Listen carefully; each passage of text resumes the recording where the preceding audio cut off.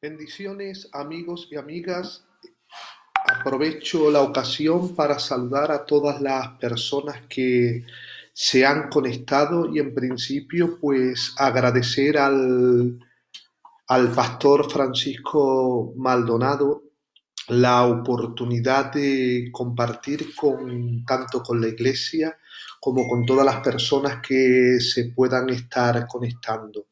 Así que vamos a estar esperando unos minutitos para que se puedan incorporar todos los hermanos en Cristo y las personas que así lo deseen, para compartir con vosotros lo que el Señor ha puesto en mi corazón. Y cuando digo que el Señor ha puesto en mi corazón es porque en el día de hoy me gustaría compartir con ustedes una reflexión bíblica, teológica, pero que responde a las necesidades que como ser humano tengo. Probablemente a la mayoría de las personas no le diga gran cosa, pero a mí esta palabra me ha hecho mucho bien y es una palabra con la que plenamente me siento identificado.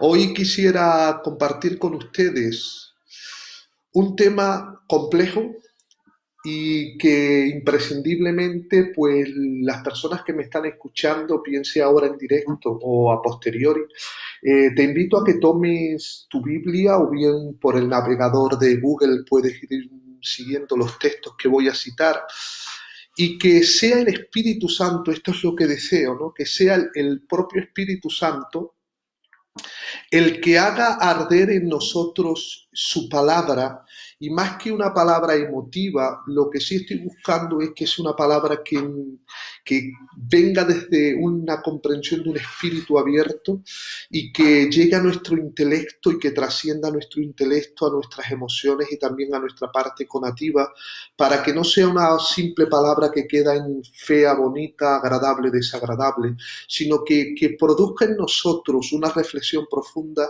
que cambie nuestra manera de percibir el mundo espiritual.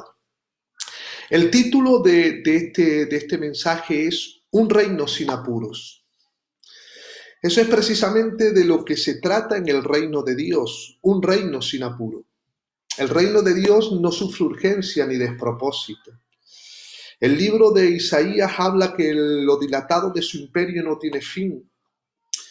Y el reino de Dios, a diferencia de otros reinos, Dios es el arquitecto por excelencia y Él comenzó un plan en la eternidad y en el plano físico terrestre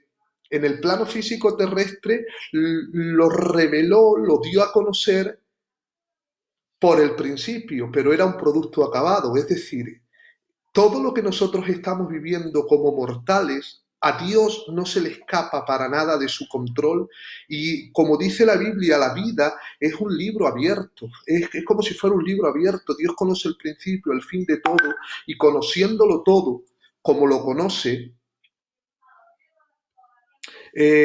como lo conoce, pues a él para él no hay ningún tipo de imprevistos, para él no hay nada que le pueda hacer que produzca un despropósito.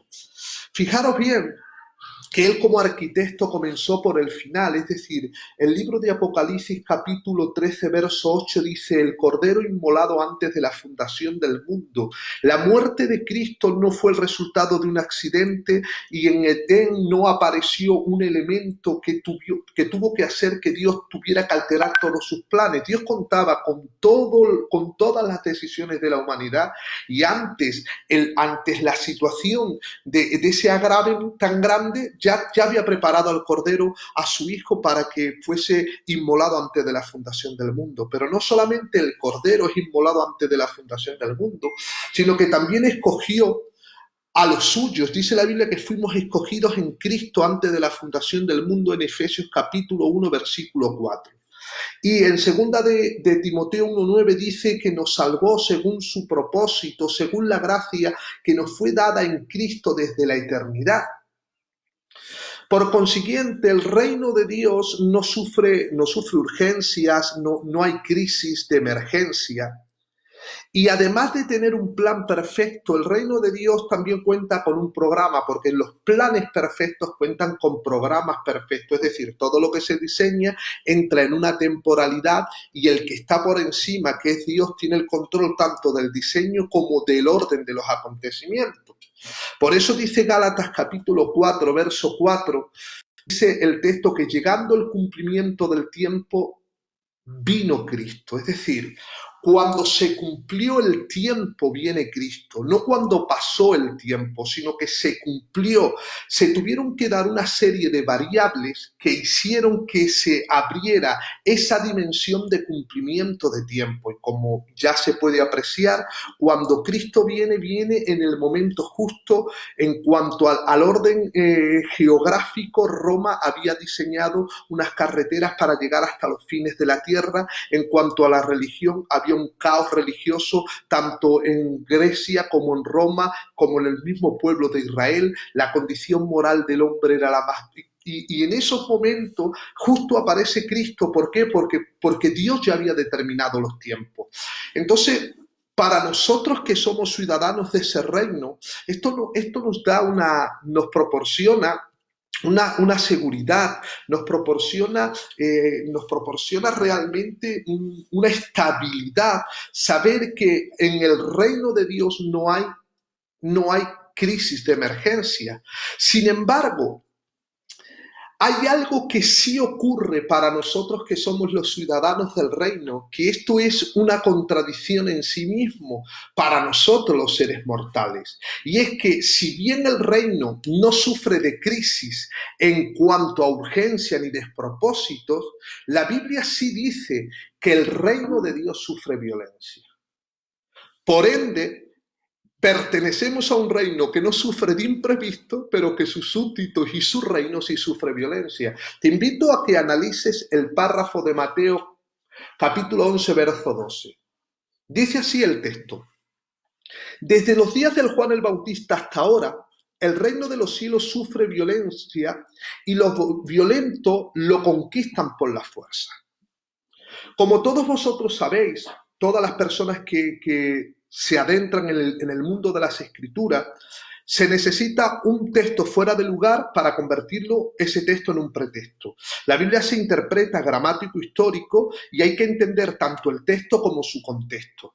Cuando Jesús dice estas palabras, justos son los días donde Juan el Bautista es encarcelado y está viviendo los momentos más críticos de su vida, puesto que si Jesús era el Cristo, la vida de Juan tocaba fin, porque ya había cumplido su propósito y su partida estaba cercana. Ante esa crisis tan profunda de identidad por la situación que está viviendo, él envía a sus discípulos. Y cuando envía a sus discípulos, Jesús le manda una razón y dice, decirle a Juan que los paralíticos andan, los ojos ven. Y entonces la multitud que están ahí comienza a ver un susurro alrededor de Juan, y es donde Jesús exalta a Juan y en ese contexto dice estas palabras: desde los días de Juan el Bautista hasta ahora, el reino de los cielos sufre violencia. Es decir, en ese contexto, el reino de los cielos sufre violencia, es donde hay que interpretarse. En segundo lugar, que el reino de los cielos sufra violencia, si hacemos un análisis gramatical del texto, tanto en castellano como se puede hacer en griego, el reino es un sujeto pasivo, es decir, la acción es realizada por el complemento agente que son los violentos. La gente del reino no son los violentos. La gente que pertenecen al reino y el reino son los que sufren la violencia, lo que significa en este párrafo en concreto, no en el de Lucas, sino concretamente en el de Mateo, lo que significa en relación a la violencia y al reino es que el reino ha sido víctima de la violencia del mundo y los violentos conquistan por la fuerza al reino. Es decir, el reino está siendo constantemente atacado y el reino sufre esa violencia.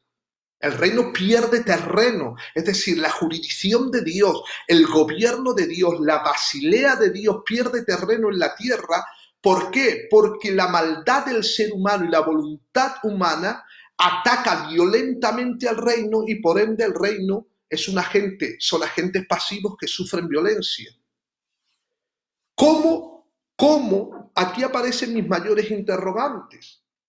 Si bien estamos en un reino que no tiene apuros, pero sí sus ciudadanos sufren violencia, ¿cómo podemos vivir?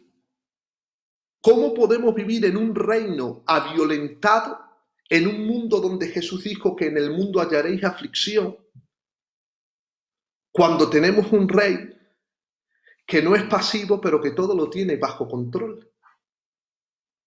Estos son los interrogantes que más trabajo le cuesta entender a la humanidad, porque ahí aparece una contradicción para nuestro entendimiento. Y cuando aparece esa contradicción para nuestro entendimiento, es cuando verdaderamente nos convertimos en humanos. Nos convertimos en humanos cuando no tenemos explicaciones para las cosas. Y yo te voy a decir en esta noche, te invito, ante esos dilemas tan importantes de la vida, ¿por qué mueren gente joven? ¿Por qué han fallecido personas que son honestas, siervos de Dios, que han dado su vida por el Evangelio? ¿Por qué han fallecido como consecuencias del coronavirus? ¿Por qué muere gente de cáncer? Ante los grandes interrogantes de la vida, ¿cómo nosotros podemos mantenernos con las convicciones de que hay un Dios que todo lo tiene bajo control?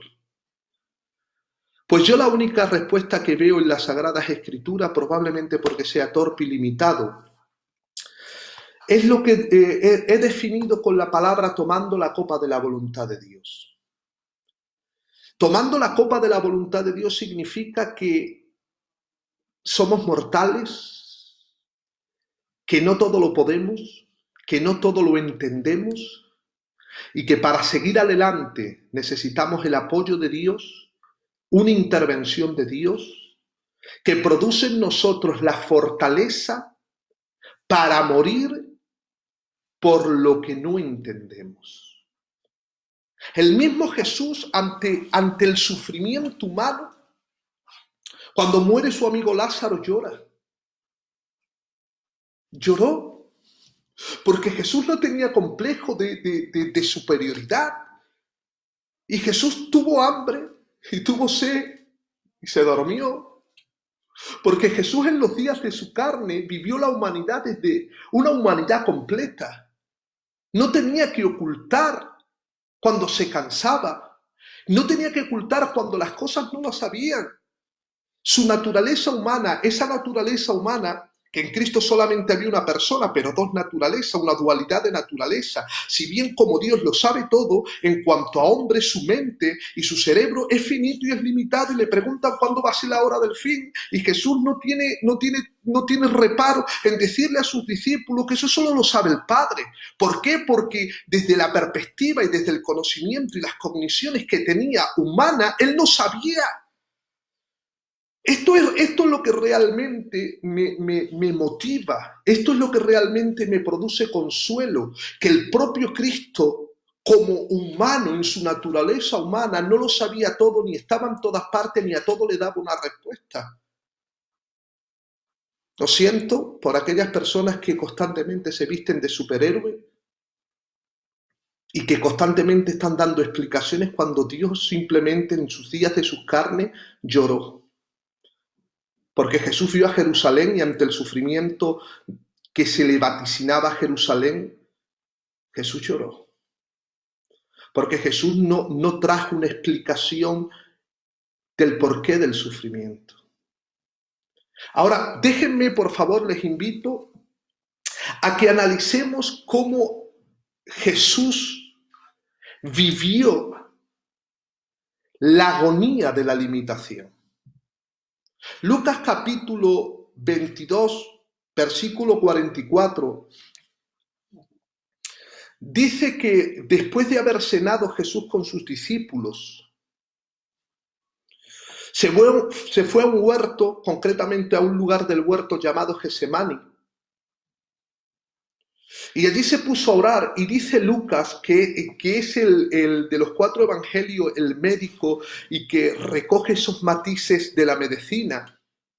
Dice, diciendo, Jesús, Padre, si quieres, pasa de mí esta copa, pero no se haga mi voluntad sino la tuya.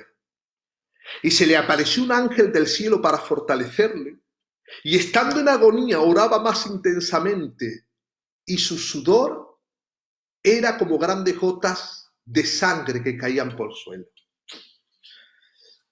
Este párrafo es trillante. Este párrafo es la verdad que hace 25 años que comencé a estudiarlo con los libros del doctor Francisco Lacueva y cada día que pasa y lo vuelvo a leer más me sorprende. Vamos a entrar un poco en estos tres versos. Lo primero, Jesús aquí está hablando de una copa. Nótense que muchas veces se ha creído que esta copa era la cruz. Pero si se hace un análisis exhaustivo y sobre todo si nos acercamos a los textos más originales, como puede ser el texto de Nestlé, a través de esas versiones que nos llegan y por medio de herramientas que nos permiten interpretar el griego, la palabra pasa de mí esta copa, aquí en Lucas, la palabra es touto to puterium. Sin embargo, cuando Pedro corta la oreja de Malco, Jesús le vuelve a repetir y le dice, la copa que me ha dado mi padre no la ha de tomar.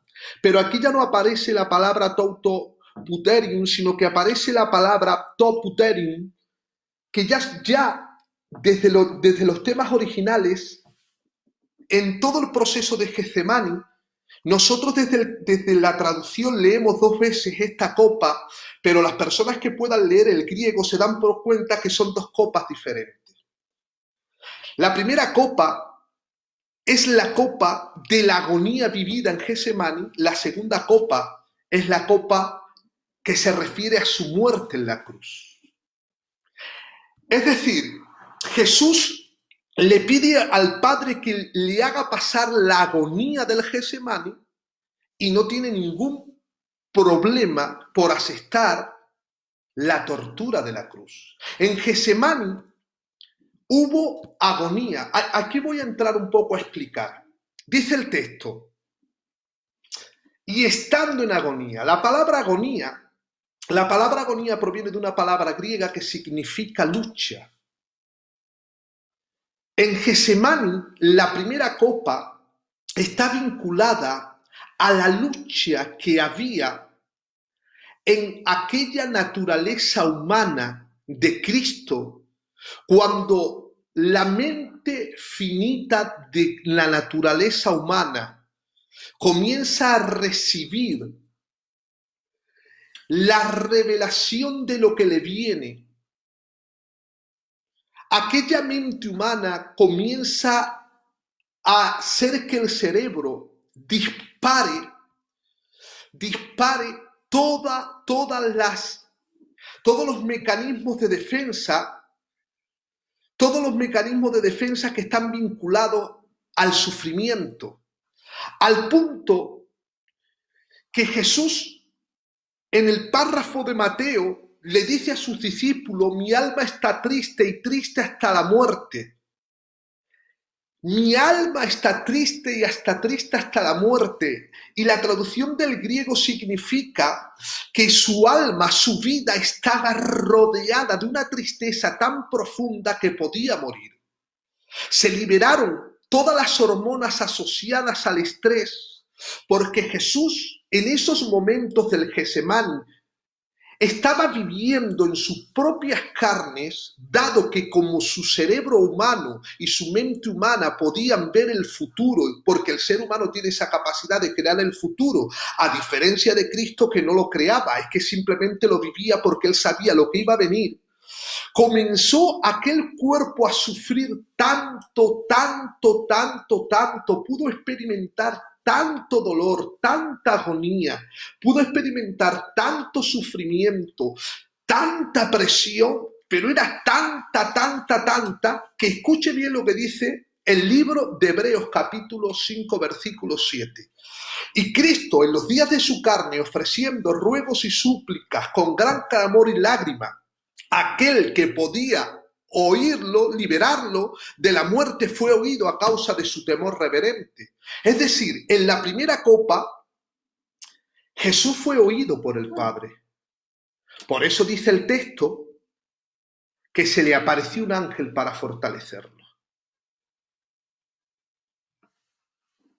El sufrimiento fue tan fuerte en Jesús, aclamó con tanta agonía ante el sufrimiento,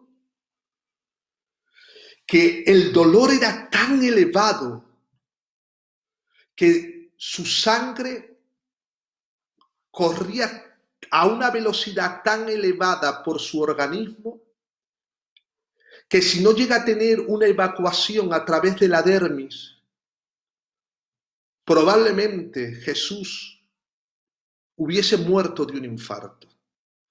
Y en ese clamor, el Padre manda a un ángel para que lo fortaleciera.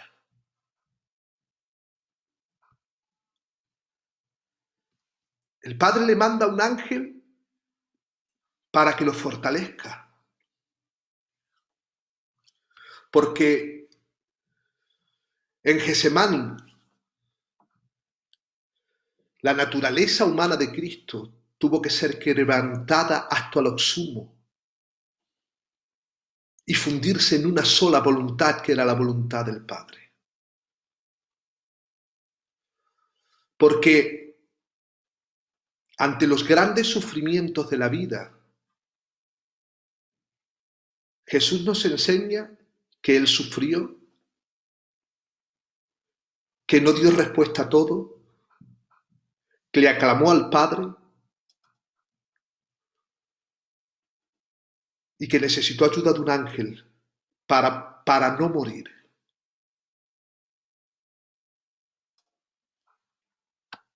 Estimado amigo, amiga que me estás escuchando, solo aceptar la copa de la voluntad de Dios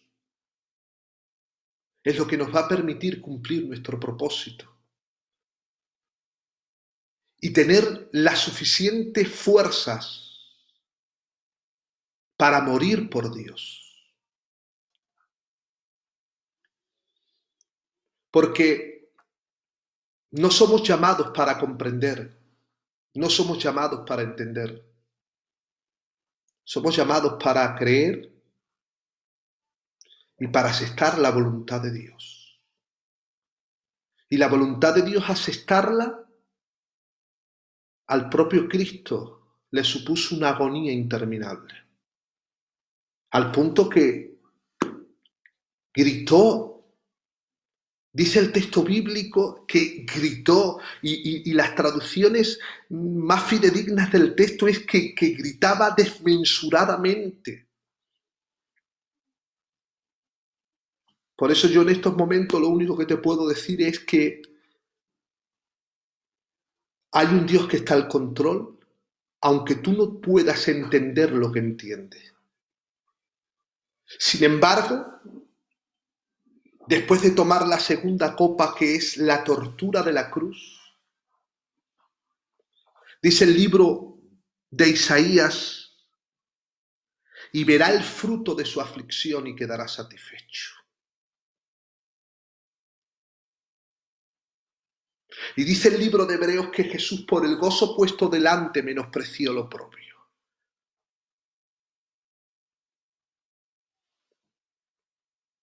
Es el fruto puesto delante, lo que es el gozo puesto delante, lo que le hace menospreciar el oprobio. Si usted cree que su peregrinaje terrenal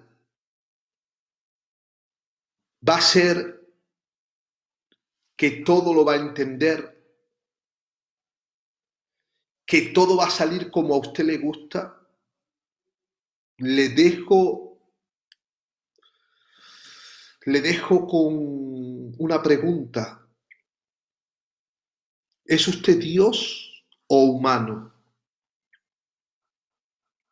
Muchas veces se malinterpreta el texto de Filipenses capítulo 4, verso 13, todo lo puedo en Cristo que me fortalece. Si se lee la perícopa textual, el apóstol Pablo, en el contexto más externo, está en una cárcel. Y en el contexto más próximo al verso, estando en esa cárcel, el apóstol dice, sé vivir en escasez y sé vivir en abundancia. Por consiguiente, todo lo puedo en Cristo que me fortalece. Porque lo que puede no es debido ni al estado de escasez ni al estado de abundancia, sino a aquel que lo sustenta. Por consiguiente, Pablo dice, si a mí no me limita la escasez ni me potencia la abundancia, soy inquebrantable.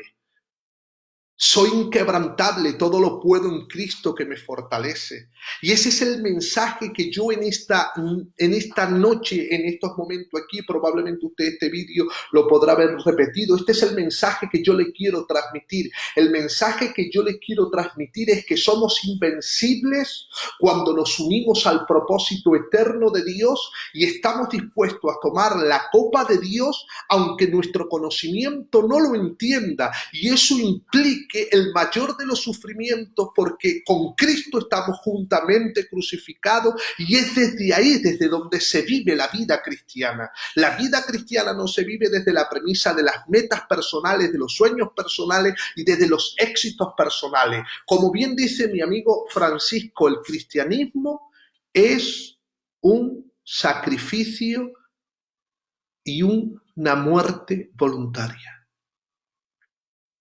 El que no esté dispuesto a morir todos los días no puede entender la grandeza de Cristo. Así que con estas palabras yo le invito a que usted reflexione. Y desde aquí también le digo, no juega a ser Dios, no juega a ser un superhéroe, porque el propio Cristo en los días de su carne, para la primera copa de Getsemaní, necesitó aclamar, llorar, gemir y necesitó el apoyo de un ángel. Nosotros somos mortales, no lo podemos todo, no lo sabemos todo, no estamos en todas partes, pero tenemos la seguridad que el de arriba lo tiene todo bajo control. Paz no es otra cosa que saber que Dios está al control. Muchas gracias y les invito a que reflexionen acerca de esta palabra. Me gustaría terminar orando por cada una de las personas que me están escuchando y que me van a escuchar. Eterno Dios y Padre de nuestro Señor Jesucristo, te quiero dar las gracias por permitirme compartir esta palabra.